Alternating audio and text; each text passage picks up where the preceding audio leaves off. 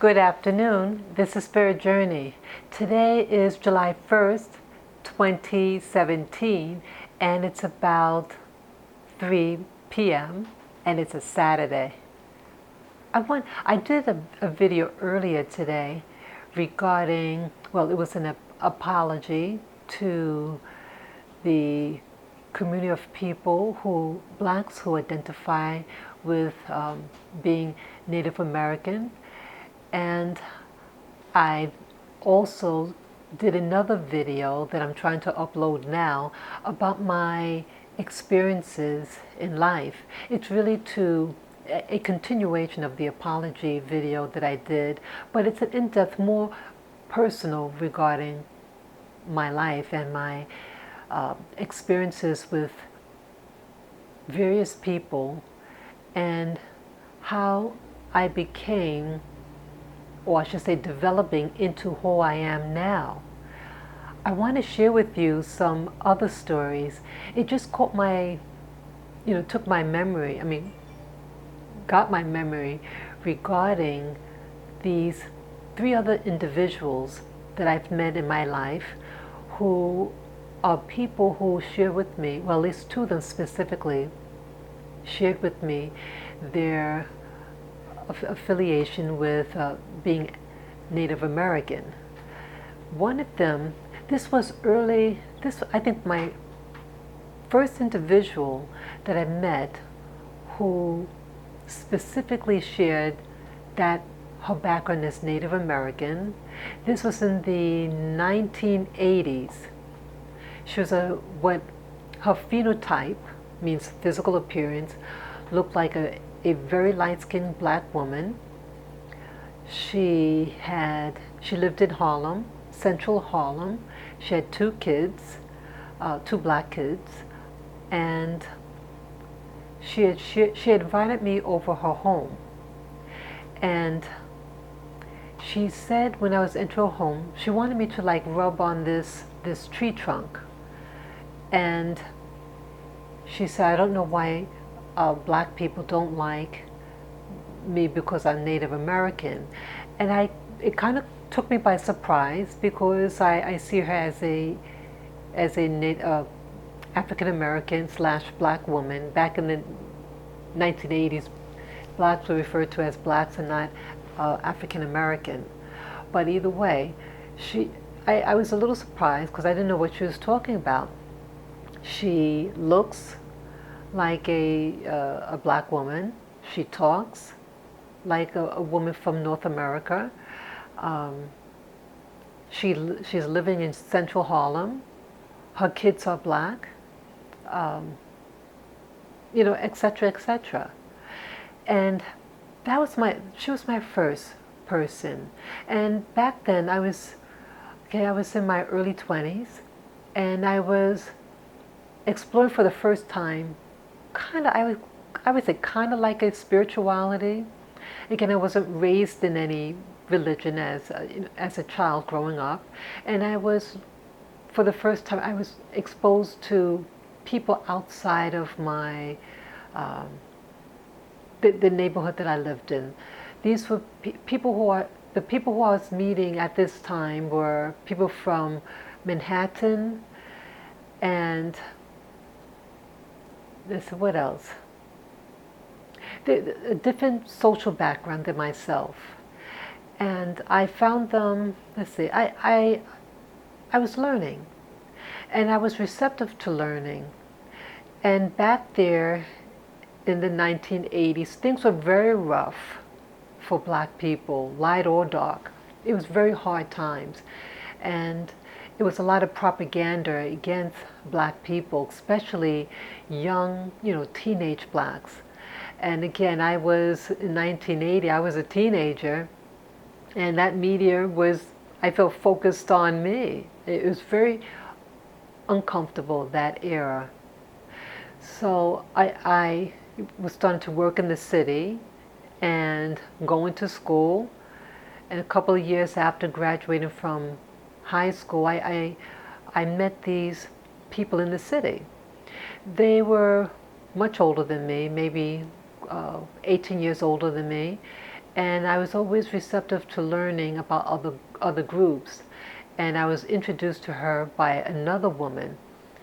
And she had invited me to a home. I forget why, but I was exploring this new spirituality because the people, now the new people that I was meeting were people who were my elders, and they were trying to impart in me because they knew I wasn't from their neighborhood. I was from Queens and Manhattan for blacks. It's kind of like different. And you may hear certain jokes about people from Queens versus people from Brooklyn or the Bronx or northern Manhattan, you know. But that's how it was. And so I wasn't from this urban society as they were, and they were very interested in teaching me. I was very young and naive, and I was very eager to learn about other stuff. I lived in a very closed environment. I was really naive, and I'm still naive about a lot of things. I'm trying to awaken to new understandings of reality and my social environment. So I was surprised about this woman, and with this new spirituality that I was trying to develop, I was learning to be sensitive to other people, and that it's not good to judge other people and to help other people. And for me, I'm thinking, okay, this is a woman, a black woman, even though she was a very light-skinned black woman, still, it doesn't matter. Complexion, you know, she's still a member of this black community, at least how I felt. And she was in a need. She was on public assistance, and she was a very stereotypical black woman who's on public assistance, and I wanted to help her and her kids. And I wanted to learn how to love people and love myself. And at this time, I was learning to appreciate my Black/African ancestry.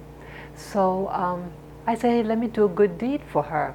So I bought a chicken, you know, a fresh chicken for her from the store. And back then I was learning about hair, you know, the hair on the head. And I was going to, I bought this, I think it was a hair relaxer for children. It was something I bought, and I bought it for her little girl who was maybe 10 years old or something like that. And I was to give them this packet. So I think I initially had them come to my house. We were all chatting and everything. And guess what happened? Yeah, they stole the stuff from me. And I couldn't believe it. Like they had left the house. Now, yes, I did buy the chicken to give to them, and I was going to prepare it, and we all were going to partake in this. And the thing for the hair, I was going to do the girl's hair, you know. And without me knowing, they took it from me. And I said, wow, look at this. And I was surprised. So here you have a woman who's living amongst black people in central Harlem, the heart of Harlem. She was involved with two black men, which attributes to her two children. She's on public assistance. Everything about her is African American, but she embraces her Native American, being not being part, but being Native American. And then she stole from me, and here I was to help her, help my fellow human being. And it reminded that particular woman started to remind me of the woman I mentioned in my prior video to this one, who lives near where my parents live. And here she lived in this neighborhood for 20 years versus my family's 50 years. She didn't want she's in politics, local politics, and part of her efforts were to deny the community a bus bench to sit in, and she feels that you have to just know what time the bus arrives and to run for the bus when you see it coming. But what if you're pregnant? What if you have a lot of children with you? What if you're physically handicapped, etc. You want to have a shelter, and you want to have something to sit on comfortably. And that same woman, again, very light skinned, claims to be Native American, not a black mixed with Native American, but Native American, and from Long Island. And I was very taken back by her, and that particular woman is what sparked me to do that prior video that I took that was so controversial to many of my viewers. So it just took me, I started to see the correlation between the two women, and they seemed like same type of person, the same sentiment against black people, and that it wasn't giving. So that's the first thing I wanted to talk about. And then I remember there was another woman. This woman was from St. Thomas, and yes, I used to live in St. Thomas too. Yes, I'm a little traveler. And I traveled by myself. I started from scratch down there. I was there for about 3.5 years. It was in St. Thomas, that's the U.S. Virgin Islands, one of a series of islands called the U.S. Virgin Islands. And in St. Thomas, I met a school teacher, and she also shared with me her being Native American, and I think also she has some ties to the Indian group in Long Island on Suffolk County. And what happened now? There's something that happened. She asked me for help. I had a vehicle, and she needed a lift somewhere. And in the islands, transportation is very difficult, and a lot of people help each other out. And I was, for a couple of months when I arrived there, I didn't have any vehicle, and I had to rely on their public transportation, which was minimum. So I bought my vehicle, and I was very excited about having it. And so this person had a need, and I wanted, I was sensitive to her needs, and I said, sure. She seemed like a nice person, ultra nice actually. And now I'm helping her out, and she wanted to go to a particular area. And so I drove her there, and it was like a shopping mall. And at one point I said, we were both in the store, and I said to her, let me just look at this one item. It was some art stuff, and I used to do artwork, and so I wanted to just take a look at it. And it was just there for a couple of seconds, and she was gone. So I asked the store clerk, I said, where I was with the lady, where did she go? She said, she walked out the store. So I thought maybe she just stayed at the door or something. Maybe she needed air or whatever. So I went out the door. And I said, she's all the way halfway down the block. So I'm calling, hey, what's going on? Where are you going? And she gave me this weird look. And I never saw that look before. And 2 other incidents happened with this person. Now each of these incidences is something that I gave to her.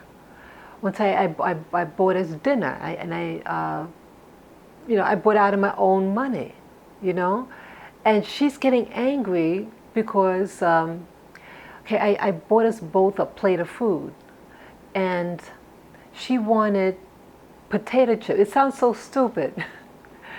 She wanted potato chips.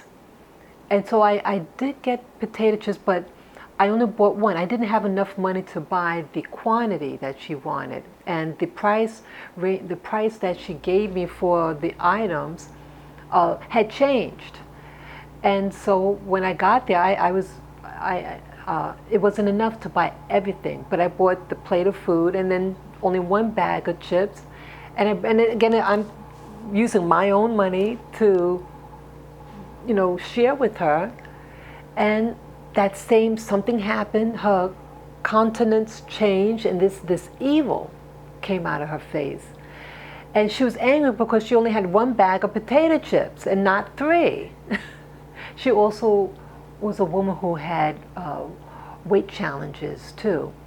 But she did this, and she changed right in front of my eyes. And then it happened a third time when I was alone in a room with her, and that was the time when she changed. And I couldn't leave the place. Maybe I could have gone to a neighbor. I didn't know them. I was on this little island off the island of St. Thomas, and you need a boat to get to it. And the boat doesn't run after a certain hour, and this is late hours, so it's gone. So you're trapped on a little island, and this person, like she got possessed.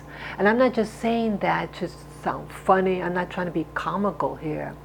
This person's face changed. I don't mean shape-shifting like this researcher talks about, not like a reptilian, but her face changed, and right in front of my eyes, and it scared the what out of me.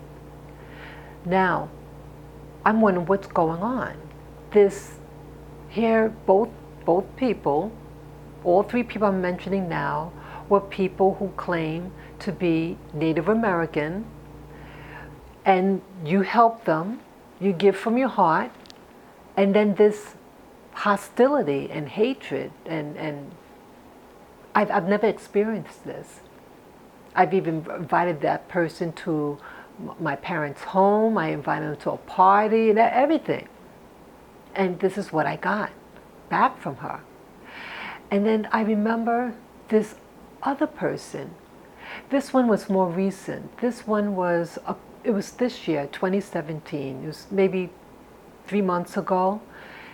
I'm going to a market. I was going to a market. It's an outdoor market. And when I was leaving the market, I saw this gentleman, and he's wearing, he looks like a black person, but he looked a little mixed. He's wearing they would consider an Indian hairstyle, and the thing that holds on the braid. And he's selling CDs. And he doesn't have a booth, but he's just winging it. He's standing and walking up to people and handing them CDs to buy. Now, he doesn't have even a table. He doesn't say what type of music it is or what is on the CD. And he says to me, like our eyes met, and he says, he says something, and I said, I'm sorry, because I didn't have money. I don't like carrying money. And he says, well, I thought you were a spiritual woman like that. But he said it was such venom. And then I turned back, and I said, I am a spiritual, either he's a spiritual or good person, one of them. I said, I am a good person. So I don't have money to buy it, which was true. But I looked at him and his garb, and I hear he's an individual who is in this community, this particular neighborhood of vendors, but yet he wants me and others to buy from him, yet he's not offering anything, and he's showing this venom against people who aren't doing what he wishes them to do. And he should, if he wants to be a merchant, he should get a booth like all these other people, have what it is, give his name, give where he's from, something, but absolutely nothing. It could be nothing on the disc. He can sell you a disc and nothing on it. He doesn't have like a CD player to show what type of music or whatever what it is. Absolutely nothing. And I was turned off by him because I felt that he wants people to feel sorry for him and demanding of certain people. Why did he approach me? Because I look something like him. Most of the people there are white. But yet he's coming to me and asking me for something, yet I don't know anything about him.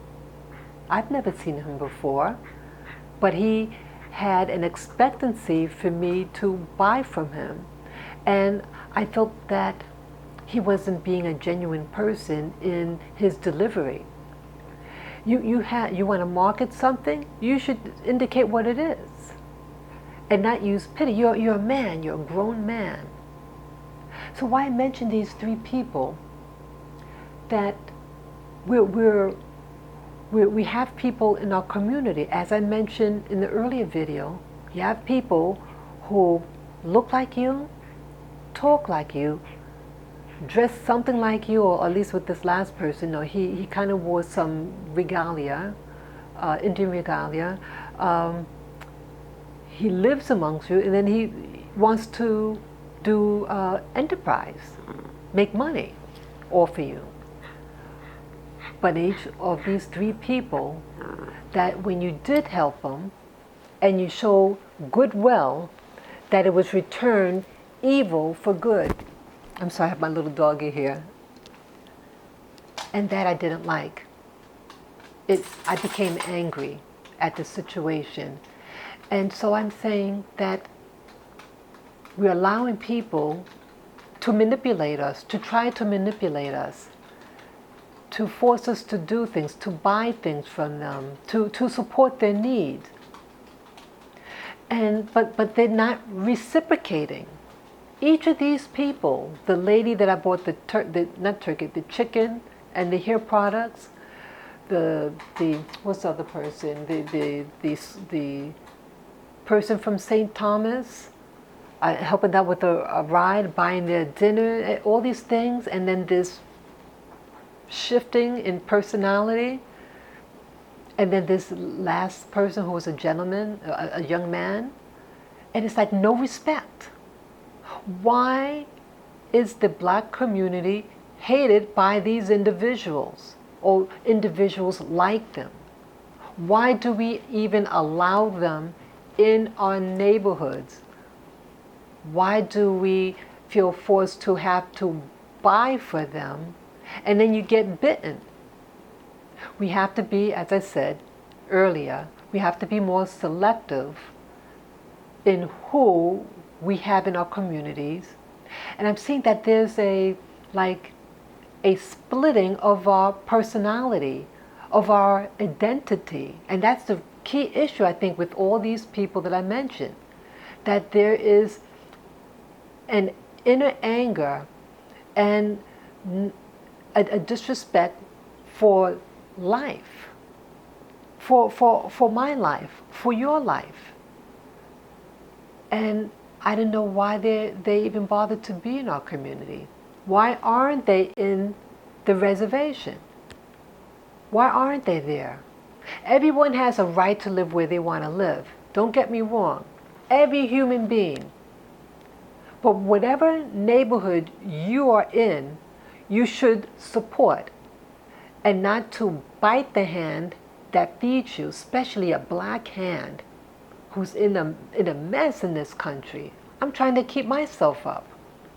But I say this, not, I don't want to, again, I don't want to offend those people who are goodly in their relationship with humanity.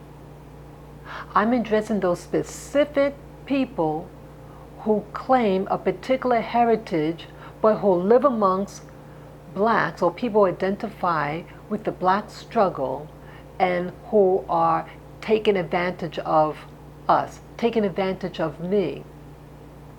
You do good and then you get evil in return. Let's be kind. Let's be sensitive to the needs of black people. Start helping black people. If you're a Native American or black Native American, help black people, especially if you live amongst them. You want us to help you. Now let's help me, help the rest of the community. And again, I'll help anyone who has a genuine need. But I see now in New York City, there's a lot of begging now. I had a man who, he was just a couple of years younger than me. And he's on the street. He was dressed clean though.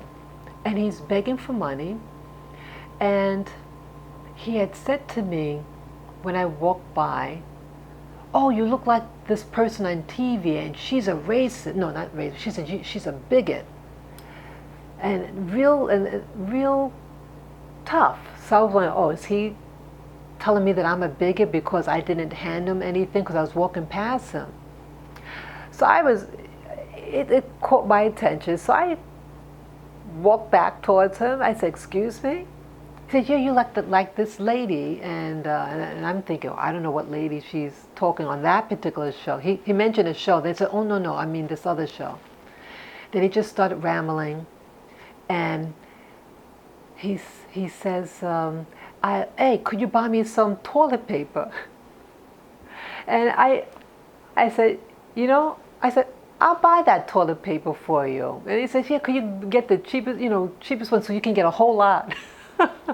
So I think his boldness is what got me to buy for him, and also got him a large beverage for him to drink because it was hot outside a couple of days ago. It was really hot.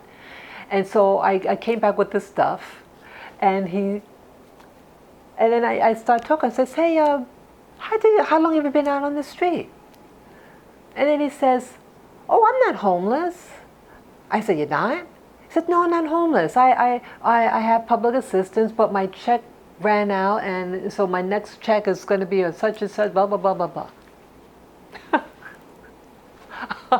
I said to myself, wow, I got suckered in. I thought he was homeless. If I would have known, oh, he has a house. He told me where he lived, not a house, an apartment nearby, and that his public assistance ran out. He has to wait till the next cycle to get more stuff. But so if I would have known that, I would have walked right by, but I did. I feel if someone, he's black man for the community, and I want to put my money where my mouth is and help those who may have a genuine need. And I know if I needed toilet paper, I would like someone to get me some. But I make sure I have my toilet paper. But either way, I'm trying to be a little funny there, but that is what happened. So I see there's a lot of begging now. And even yesterday, two young girls, two black girls, they could have been in the late teens, early 20s, and they were walking like buddies. And one of them just caught my eye, and then they walked right up on me and says, "Could you give us $1? We want to buy some food." And I said, "I'm sorry, I'm sorry. Again, I don't carry cash." And did I have my dogs with me? I had my dogs with me, I think, at that time. So I couldn't go in the store and buy them. So if I didn't really think the girls wanted money to buy food. Just something that I could be wrong. They're just girls who want to hang out. It's Friday evening and they just want to party, whatever, and want to get some money to splurge. That's what my impression was, But people are getting bolder and bolder in the black community here where I live. And again, I don't know where they come from, their history, but things are getting desperate, and people are getting more antsy here. I share this because I want people to, I feel like I can't do it all alone. I need help in helping others and helping myself. I want us all to come together and help one another because we are all in a need. So whether you identify with any group, subgroup within the Black community, regardless, wherever you are, help each other. So that's all that I got to say, and I know I said a lot. And again, I'm not here to bash people, but I'm just seeing a pattern, and I'm sharing this pattern. I'm someone that notices patterns a lot, and I think that's due to my science background. But the common denominator, that we don't like ourselves, and when we're amongst Black people, we attack them. We attack them by maybe stealing from them, dishonoring them, or all this other stuff. So I just want us to stop that behavior and to come together with all sanity and get the help that you need. So, let me know what you think, and you can share this video with friends, family members. You could subscribe to my channel, Spirit Journey, and once again, please give me the thumbs up if you like this video. Take care and have a safe weekend. Bye-bye, guys.